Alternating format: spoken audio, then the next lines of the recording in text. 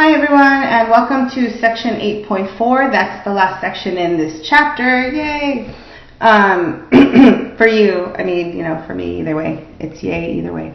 So this deals with volume, okay? So let's talk a little bit about what the heck is volume. So, we introduced, distance and perimeter as one-dimensional, and then we talked about area as two-dimensional, and then we talked about surface area as it's still two-dimensional, but it's wrapped around three-dimensional objects. So surface area is still two-dimensional because it's flat. Like when you think of surface area, you could think of like the wrapping paper it takes to wrap something, the paint it takes to cover a building or a wall or what have you. But now when you're talking about volume, it's how much it's a three-dimensional thing. So let's say if we're talking about a canister or a Coke can, the volume of that would be the liquid it takes to fill it up, right? So it's all inside, and it's a three-dimensional deal, and we use volume all the time. So it's really important that you understand what it is and how to calculate things using it. So let's say, for instance, here we have a rectangular prism or a rectangular box, and it's full of cubes. So each cube has length, width, and height of 1 foot. So this actually is what we would call 1 cubic foot, right? 1 foot cubed, right? The measurement is 1, okay? But it's the dimensions of it is 1 times 1 times 1. Now, if you were to fill this up, so let's say we were to create this here by stacking these cubes, we would have something that's 3 foot wide, 3 foot high, and 3 foot long, right? So we have length, width, height, and you have 3 times 3 times 3, right? So that would be, if we use a formula for volume, like how many cubic feet would fit into this box here. So one of them, the 1, 2, 3, 4, 5, 6, 7, 8, 9. So notice that this here is 9 cubes. And there's 1, 2, 3 layers, so altogether it would be 27 cubes. But you could also find that out by multiplying length, width, and height. So 3 times 3 times 3 is also 27, so you can kind of see where this formula is derived here. For a rectangular solid, it's just length times width times height. Okay, so volume of a rectangular solid, right, is length times width times height. So that's just something you need to write down and know, commit to memory. Okay, so volume of a cylinder, it's basically like if we take the area of the circle on the bottom and we made, you can kind of imagine we put discs on top of itself and we would fill up this entire cylinder. So it would be, if it was height h, we would just multiply this pi r squared times h.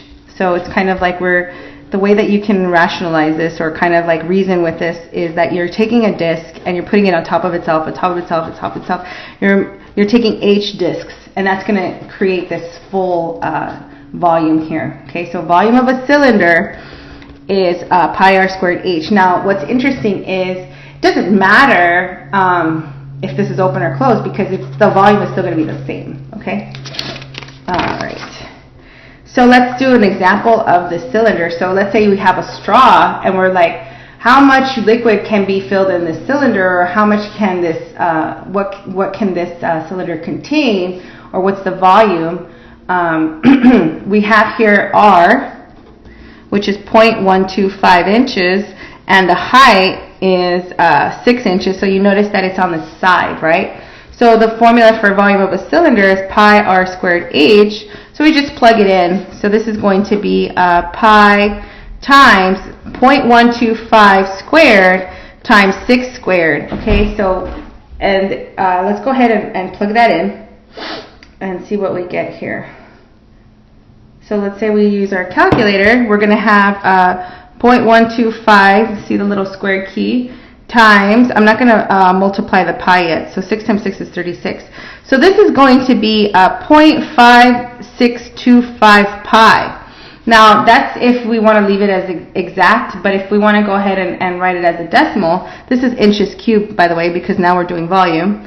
The volume would be, you would multiply this by pi, and it would be 1.77 inches cubed. Okay, cubic inches. All right. Okay, now a cone, you can kind of think of a cone, let's see here, you can kind of think of it as a third of a cylinder, and so the volume, the corresponding volume for a cone is 1/3 pi r squared h. Okay, so that's just kind of the hand wavy way of telling you, okay, so volume of a cone is a third of what the volume of a cylinder would be, so 1/3 pi r squared h. So let's go ahead and use it. So volume is equal to 1/3 pi r squared h. For a cone, you have to make sure you have it clear. Okay, so then you have here, what's your radius? The radius is 3, and then what's the height? The height is 5. You just plug it in. So our volume is going to be 1/3 pi times 3 squared times 5. Now, if I was to go ahead and simplify the whole number part, right? The real number part. Not that it's not real, but you know what I mean. The non-pi part. So this is going to be 1/3 of 3 squared, which is 9. That's going to be 3 times 5. That's 15 pi. So that's the exact centimeter cubed. So again, three-dimensional, so we use a little cube. Then if we want to plug it in the calculator, that's going to be 15 pi. So it's approximately, it's going to be 47.1 centimeter cubed. Okay? Oh, sorry. There we go. Okay. Now let's look at a sphere. A volume of a sphere is 4/3 pi r cubed. Okay, so I'm not going to go into why. This would be best explained using calculus. So I'm just going to go ahead and tell you that this is the formula. You can kind of, let's see, how could you justify this? Well, I guess if you were to take a circle, multiply it by its radius, and then find 4/3 of it, it would be approximately the volume of the sphere. There's got to be some kind of, let me think about that.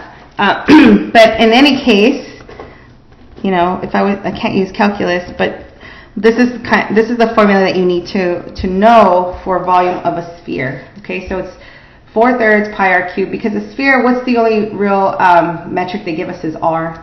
Okay, so let's go ahead and use that. Oh, in this case, we're not going to use it here. Remember this guy? We want the volume of this hemisphere in the right circular cylinder. So what we're really doing here is we're finding the volume of this cylinder.